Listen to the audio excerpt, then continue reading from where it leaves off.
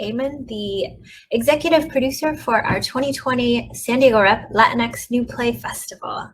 I want to thank you for joining us at our dramaturgy panel. I've got a couple of announcements before we start. I'd like to acknowledge that I am joining you from National City, which is right next to San Diego, and it is the traditional lands of the Kumeyaay. I want to thank our sponsors, the California Arts Council, the San Diego Union Tribune, and Dylan Jacobs.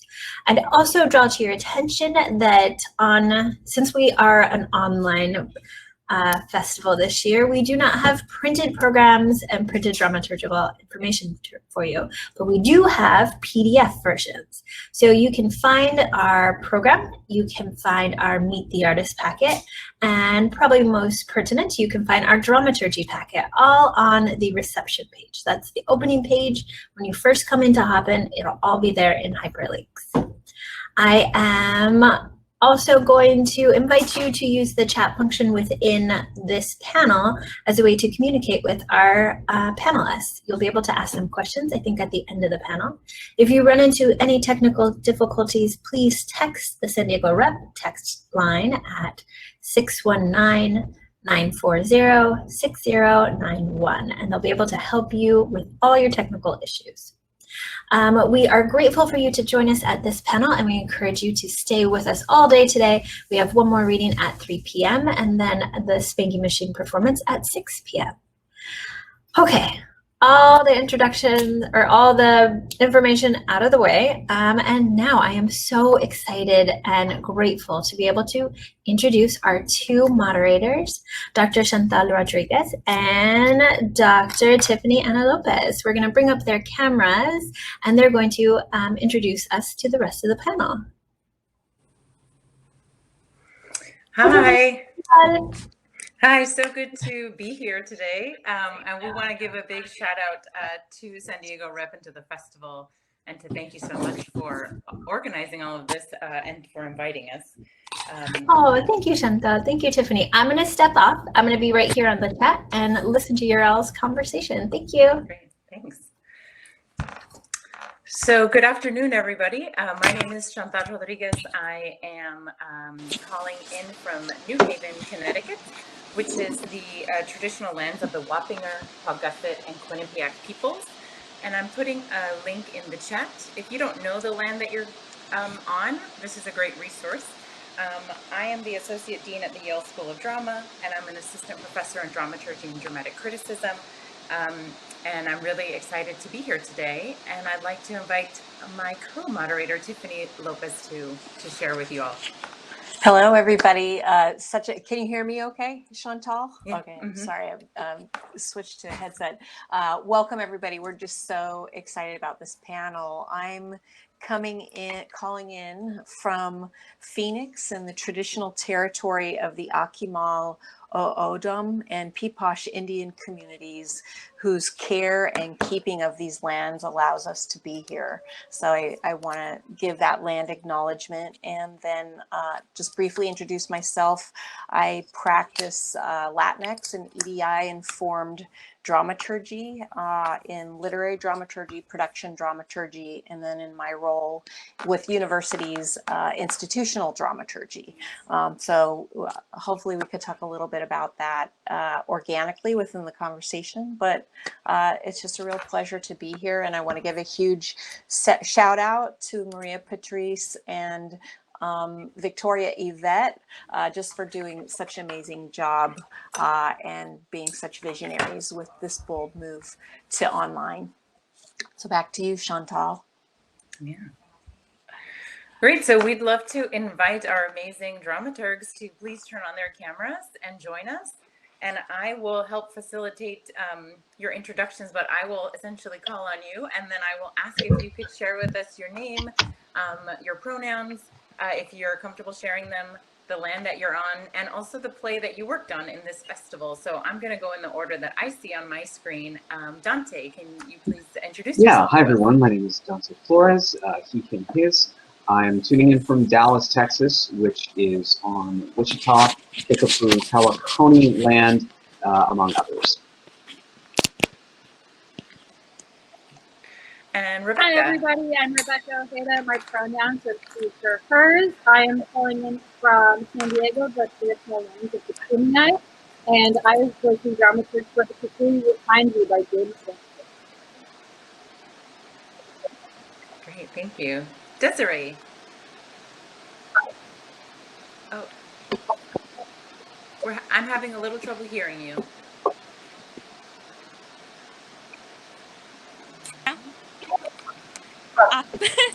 Yes. Okay. Hello, my name is Desiree Fernandez. My pronouns are she, her, hers. I worked on Extreme Home Makeover, and I am calling from New York City, the traditional lands of the Montana Valley. And Jade, can you close this out? Hi, good afternoon, everyone. I'm here in San Diego, California, lands, frontera also, and you know, as part of the land acknowledgement, I also want to acknowledge the people with whom I strive to be in relation in this community and their history as well as their contemporary lived reality. So thank you for organizing us here, and thank you, shout out to the SC Rep and Dr. Patrice as well. Yeah, great. Thank you so much. And just to acknowledge as well as we acknowledge the land, also the technology that we're using is not readily available, right, to a lot of folks, Native folks, and we want to think about the impact of technology as well. So just asking folks to reflect on that and to think about that, and when we do acknowledgements, to think about how you connect with the Indigenous peoples in your area. So thanks, everyone. Just to give a brief overview, Tiffany and I have been really excited meeting with the dramaturgs, and we have a couple questions for the panelists, and then we will probably hold some space to see what questions are arriving from the chat, as Patrice just offered. So I think maybe we should just jump in so we can hear from you all. One of the big questions right now, and especially in this festival, is how has the pivot to a virtual realm challenged or opened up your own dramaturgy process? So this is a question for all four of you, and I wondered if anybody would like to jump in first. Rebecca. Yeah, so for me, this festival is actually my, I want to say like my sixth virtual Zoom, virtual online production that I've dramaturged for. And it's gotten more and more interesting every single time. I love it a lot. And I feel like doing this online now has opened up more opportunities for me to think about audience engagement, especially with audiences who don't necessarily have the technological resources that they have to see shows online. So that's something that I've had to keep in mind with all of my teams and everything. A challenge for me would probably be discussing the validity of theater online. I've had a lot of people than I originally thought of would say, well, it's not the same as live theater, in which I would reply, no, it's not the same as live theater, but it's a new way of doing theater. And I just have them think about the way that like, we're going to be looking back on 2020, like decades from now and going, wow, look what we did.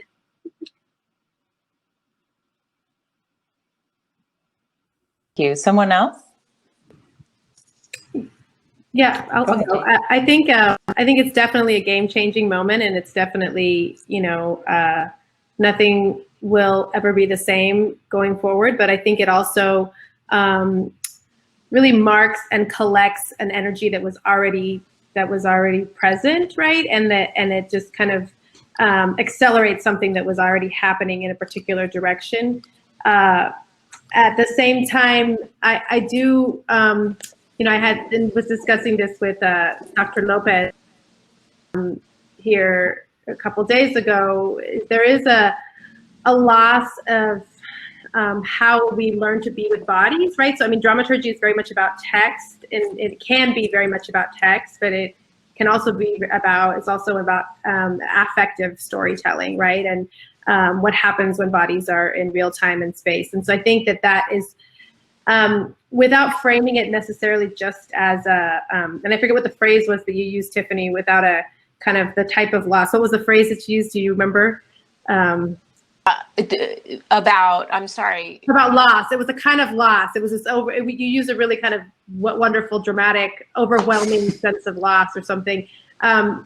It's just a change to which we have to reorient ourselves, right? So how do we reorient ourselves to thinking what it means to tell stories with bodies and not just with our language and with a narrative through the text.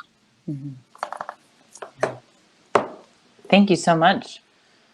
Any other dramaturgs want to chime in about what challenges or what has it opened up this pivot to the digital realm? Dante? Kind of related to the idea, theater is, or at least before this moment, it was just traditionally held as like, you know, an art form about people, bodies, physically occupying space. I think that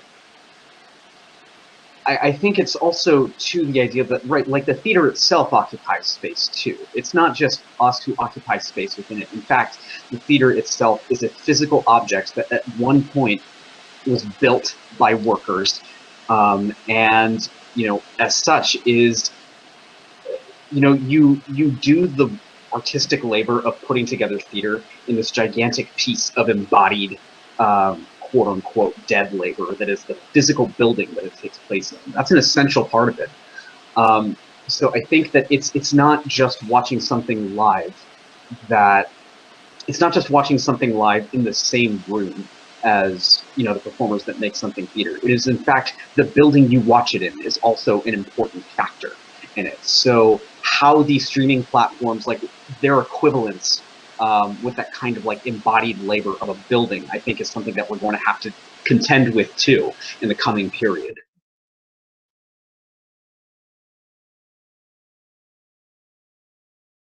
Thank you.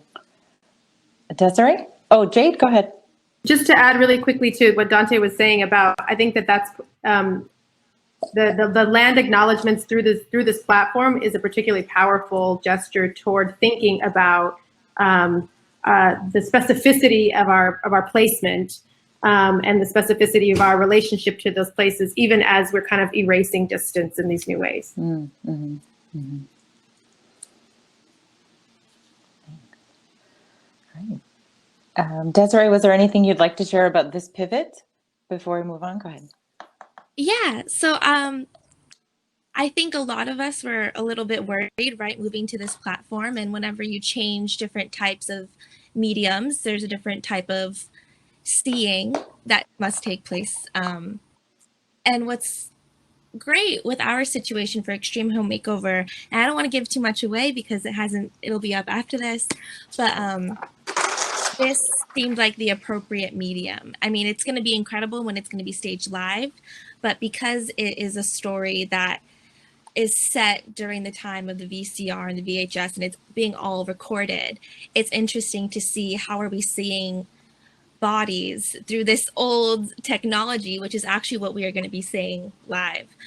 So there were struggles, obviously, with technical issues and how to steer live into live bodies, virtual bodies. However, I think for this play, it's going to be really interesting and a great way to test it out. Thank you, everyone. In keeping with asking questions that we're excited to hear from all the panelists, our second question is really thinking about how often the stronger the work of a dramaturgy, the more invisible our participation in a play is, because we're deep behind the scenes in many ways. And we're interested in hearing you share a little bit about where do we see your fingerprints on the plays that you were served as dramaturg for? How do we hear your vision and voice as an artistic collaborator as part of the work? Dante, jump in. So a couple of years ago, I heard dramaturgy described in a way that I haven't really ever forgotten.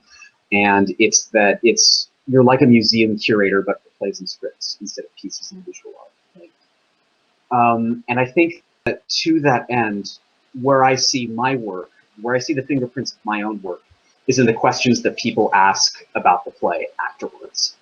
Because if the research materials that I put in the program, or if like the questions that I've asked throughout the rehearsal process have been productive ones and have carried throughout the entire process, then naturally audience members will be kind of led to these same sorts of conclusions. They will pick up naturally what has been put down. So I tend to see my work in the discussion afterwards, even if I don't make a contribution to it at all. If I've done my job correctly, that is. Thank you. Desiree, do you want to hop in next? So I had the pleasure with working with Makasha, and coming from a performance studies background, I read the play and I was like, oh my gosh, this is filled with theory. And I couldn't help but just like drop all of these names and all of these theories. And moving forward, Makasha was worried that the play wouldn't support these theories that had just like erupted from the reading. And I had to remind Makasha that it's not like we don't create the theory, the work tells us the story, right? We are accompanying the work as dramaturgs. And so you'll see there were a lot of changes with the script because it's a new play. And so there's a lot of touches of talks about healing and trauma and fragment and memory, and how we perform, specifically in this play, how we perform virtually and how we create spectacles of ourselves. How does that result into how we perform as minoritarian subjects or Latinx individuals? Thank you. Jade, we just had the pleasure of seeing Sapiens. Can you share with us your thoughts about where your vision and voice comes out in that work? Yeah, I really appreciate what you just shared, Desiree. About the work generating the theory itself, and in many ways, to be a reflecting surface, right? It's like any kind of a good friendship or any kind of a good relationship with a therapist. Not that I've been as much as I recommend therapy. But the type of reflective surface to kind of show back what it is that we're seeing, right? To then learn from that. And I think that it's all in the work. And I guess part of specifically with Sapiens, there was just so much there to draw upon that I think that a lot of what I just ended up doing was my mother decides to call me right now. A lot of what I was doing was just organizing the different threads that were happening there in terms of language and autism and animals and how do we push ourselves into a corner if we start talking too much in this way, or what are the logics that that are the dangerous logics that we push up against if we start thinking about the connection between animals and neurodiversity, right? And but also what is opened up. So just kind of mapping that I think was in this experience was also one of them, but also and I think that Vienna, as she joked, continues to work on the play up until maybe throughout the reading today. But also I think in terms of thinking of getting us to think more about what is this. We have the animals and autism and primates, but also what does this also mean for Latinas? What does it mean for Latinas to be heard and to have voice and to access the language of power? So that's some of the stuff that I was reflecting back in my process. Right. It's so exciting to hear about the range of how all of you are thinking about the theoretical aspects of the work, but also to bridge from the last question, really as dramaturgs thinking about the modality of what we're doing with the digital staged readings. Rebecca, we're going to see the play you worked on tomorrow, Kukui. Can you add to us really about the questions that you're teasing out for the audience and the vision and the voice that you brought as a collaborator, especially the fact that you've been thinking about digital dramaturgy and this isn't your first foray into the medium. So I feel like when people see The Conclude Will Find You Tomorrow, there's, I feel like, at least a little bit of self-reflection, whether or not you resonate completely with the story or not. There's going to be at least a little bit there, because everybody has parents, everybody has grandparents, and everybody has been a child at one point. And then as for kind of a voice of a collaborator within this digital aspect of dramaturgy, I feel like it's challenging a little bit, but I feel like it's presenting a lot of opportunities dramaturgically, not only for me, but also for the artists that I work with. They're getting so many more opportunities to do work more often, and I feel like they've told me that they're learning a lot more about creating this work. Thank you. Thank you. We're Chantal and I, in talking with all of you and the conversations we've been having as a result of our wonderful engagement with your work, is really thinking about what do you all see as the pillars of dramaturgy in the current moment, or the pillars of your dramaturgical practice? Who'd like to start?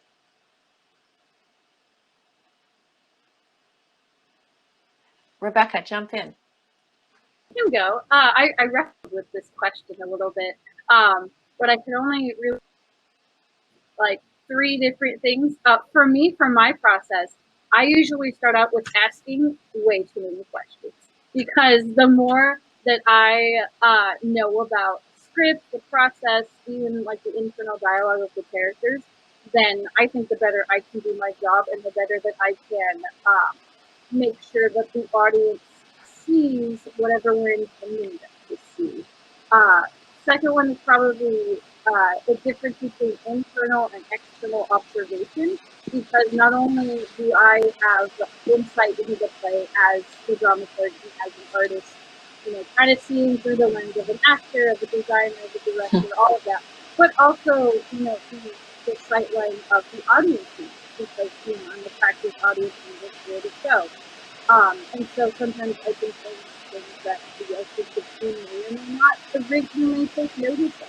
And then my favorite part about being a dramaturg is basically being the sounding board for the playwright. Often, this is like one of the first times I've worked on a production where I have the playwright right there.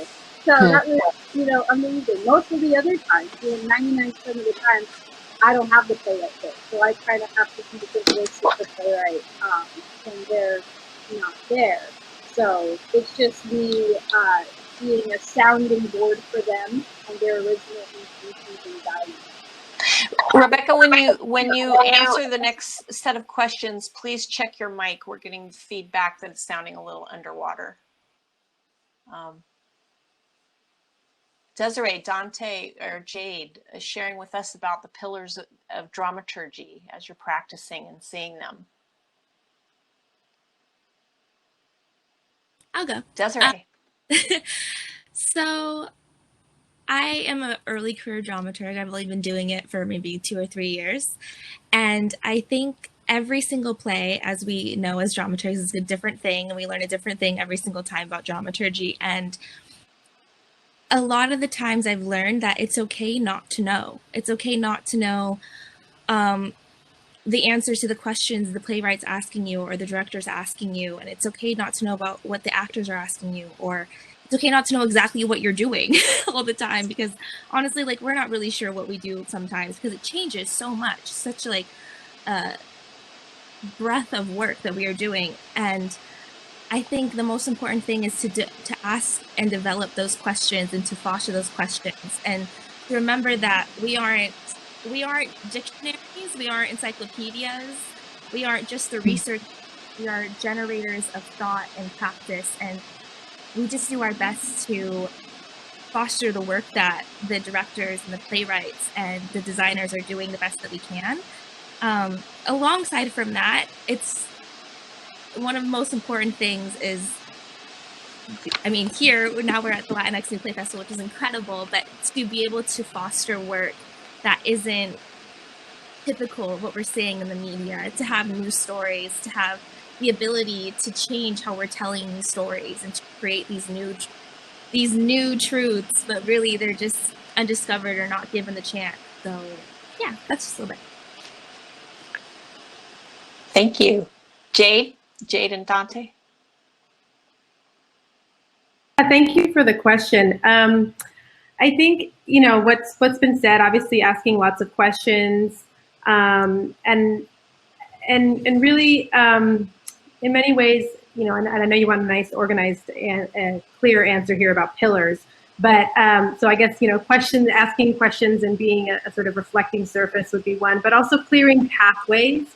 I mean, I really think of it as, you know, like I always say, water runs downhill, right? So where are the, you know, how is it that we want to help to create pathways of storytelling, right?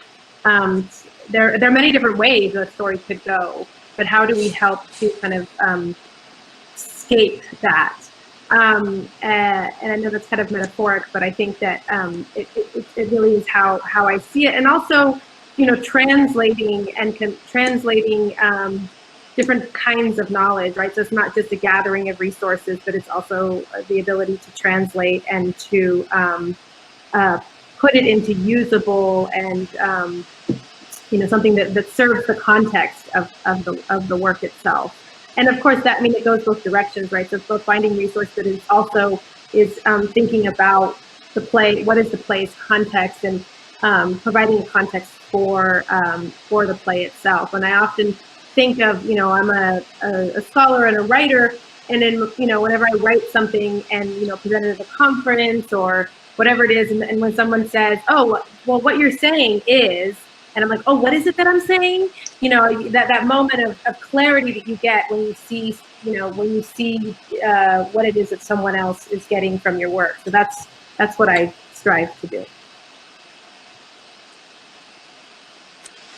Yeah, I tend to Go ahead, Dante.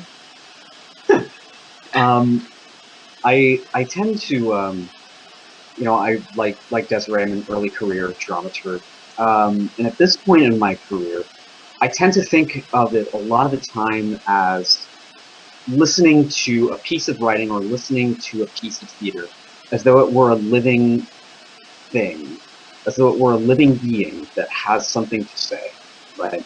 And I don't find art being a living thing that has something to say to be a terribly objectionable definition. But I also, what that means then is kind of like everyone else has said, listening to it and listening to where it wants to go. You know, just as in any creative work, it's like you're writing something, or it's more a process of writing it down rather than like just kind of forging it in stone. But it's kind of more listening. It's a dialogue between you and the play you're going to, right? So like, if what jumps out at you about a given play is, you know, not only the stated purpose, like with machine learning, for example, like not just, okay, there's all this stuff in here about, you know, the way the immigration system works, and there's all this stuff in here about the way that computers and machines learn, but there's also space in between those two things, right? There's a discussion to be had there about how, like, you know, states in the industrialized world have developed in the post-war era. There's also a discussion to be had there about the way that, like, the economic and therefore social atomization of those industrialized countries, like, enforces gender roles, and how that, like, connects with, like, old colonial holdover gender roles that, you know, we've inherited since, like, the 15 or 1600s, right? And I think somebody put this beautifully earlier in the panel, where you get into that phase where you start by asking too many questions. And I think that that's really, for me, what I do in that early listening to the thing phase, is ask that, you know, gigantic, useless breadth of questions, so that way you can find where everything connects to everything else. And, you know, just listening to the play, reading it over and over again, I think, again, as though it were a living thing that has different moods depending on the day or even the hour, I think it will show you pretty naturally where all those seemingly disparate things connect to one another. Thanks. We had a couple other questions, but the questions in the chat are really fantastic. So Tiffany and I would love to just sort of move there. There's an early question from Beth, which says, having been educated and employed in predominantly white institutions, most of my foundational texts are from the white European canon. Are there key texts, visual artists, musicians, a curious person could explore to be better informed the next time they interact with the Latinx theater maker? First, I'd like to pitch tomorrow's history panel, the panel in the festival about the history of Latinx theater. And I think there's some brilliant minds on that panel. So that's a great resource. And I just want, this question was really interesting to me because I also think that Latinx theater makers aren't very diverse in terms of their background and their exposure to Latinx theater history, and also all of that comes from different Latin American contexts from different generations of, you know, distance. So those are just some of my thoughts, but I wondered if anybody else would like to chime in on that question. Desiree and then Jade.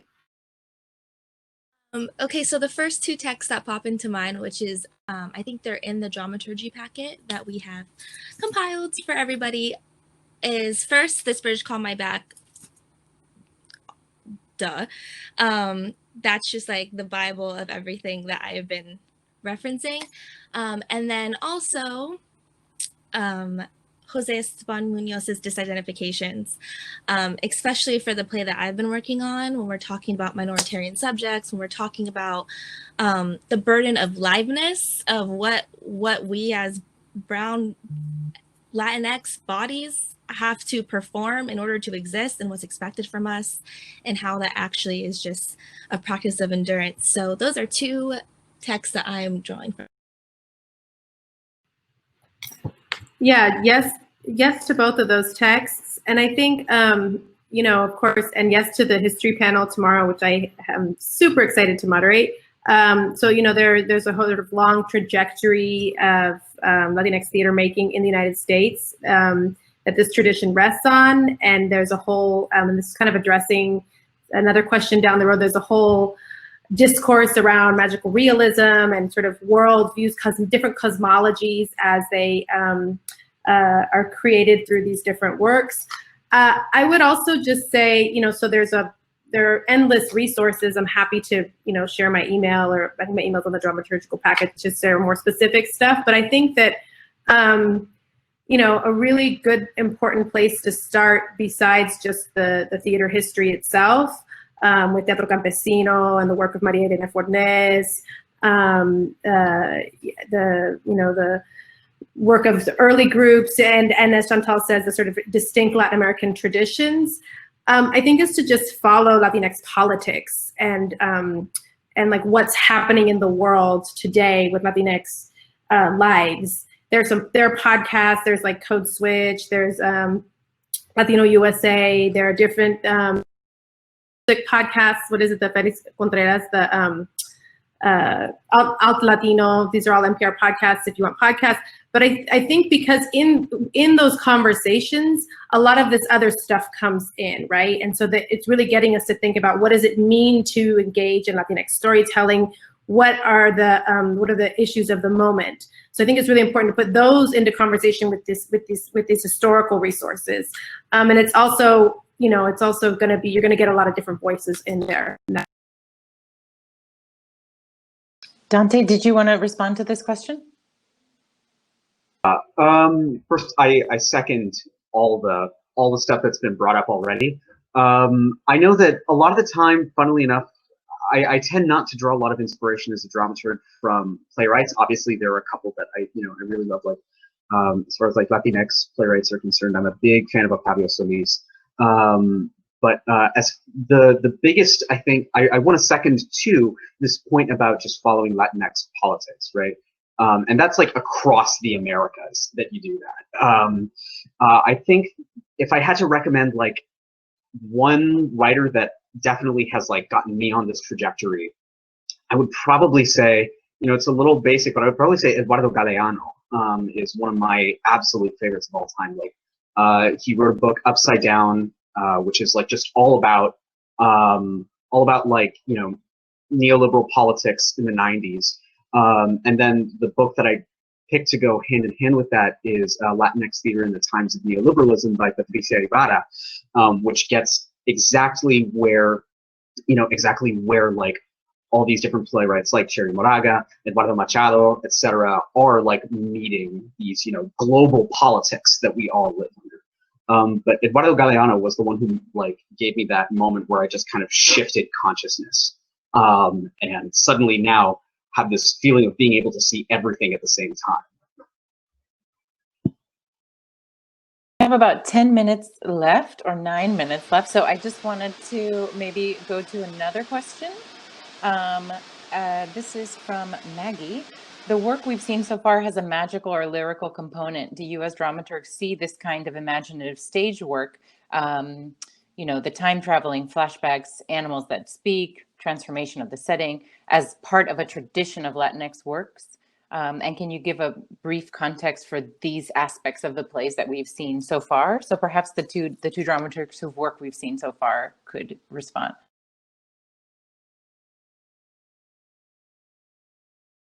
Yeah, I'll just respond quickly. Absolutely, there is a long-standing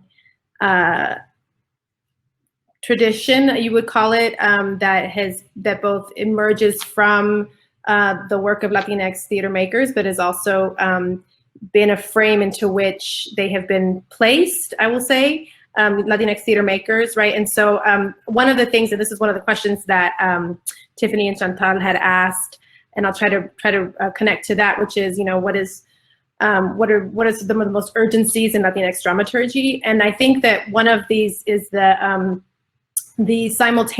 relationship between remaining opaque and becoming knowable and visible, both within Latinx audiences and for non-Latinx audiences.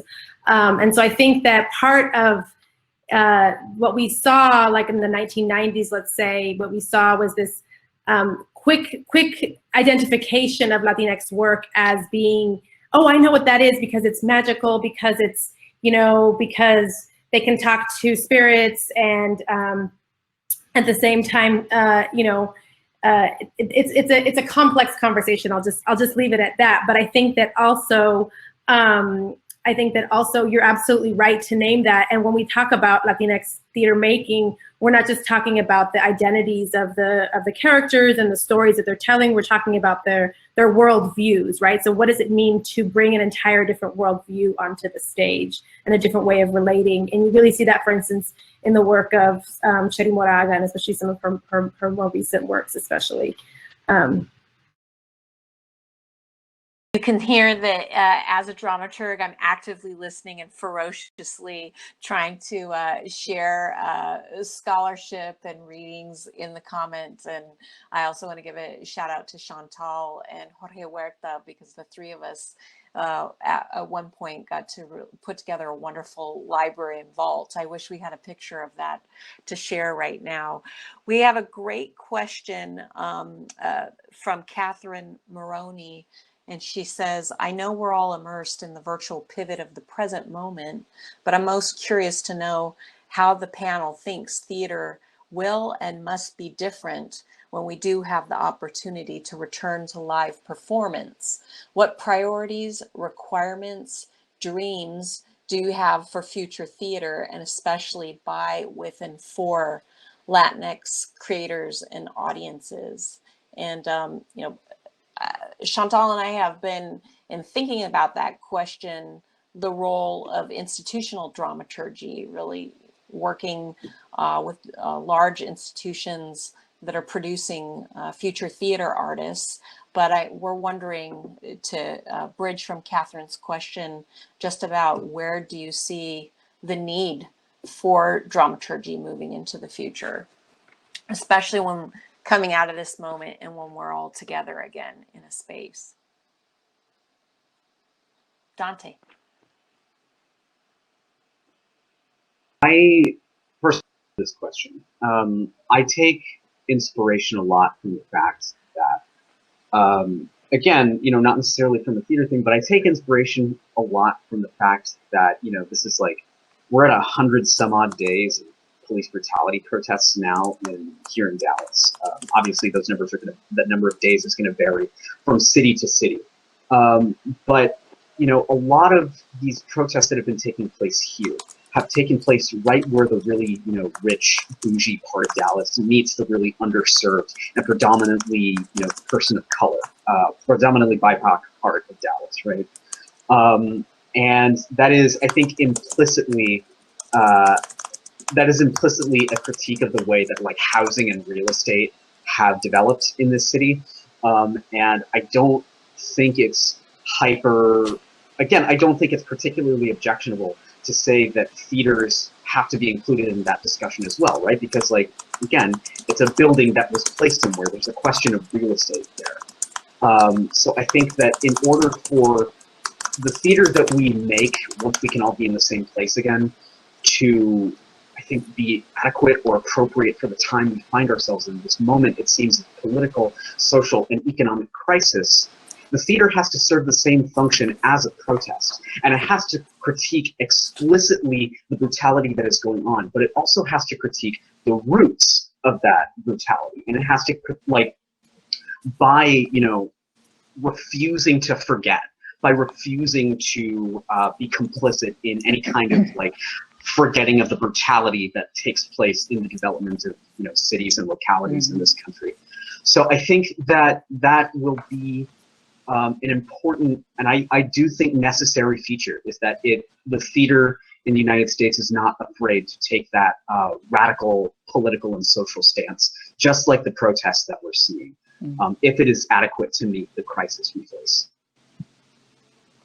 Thank you. That's beautiful. I want to hear from the others, but I just wanted to say as well, based off of what Dante's just said, I had a question about Jorge Huerta, one of our foundational scholars, right, talked about Chicano theater as necessary theater, and it feels like we're in this moment, right? And so I'd also just like to offer a provocation and an offering to anyone on this panel now. Can we flood the chat with Afro-Latinx artists that we want to support as we continue this conversation? We have a couple of minutes left, but I want to frame that we haven't named them yet in the chat. And so let's do, yes, thank you, Guadalupe. And then for other folks in this room, in this space, what do you think right now about these sort of, what are the urgencies? What's next for the field?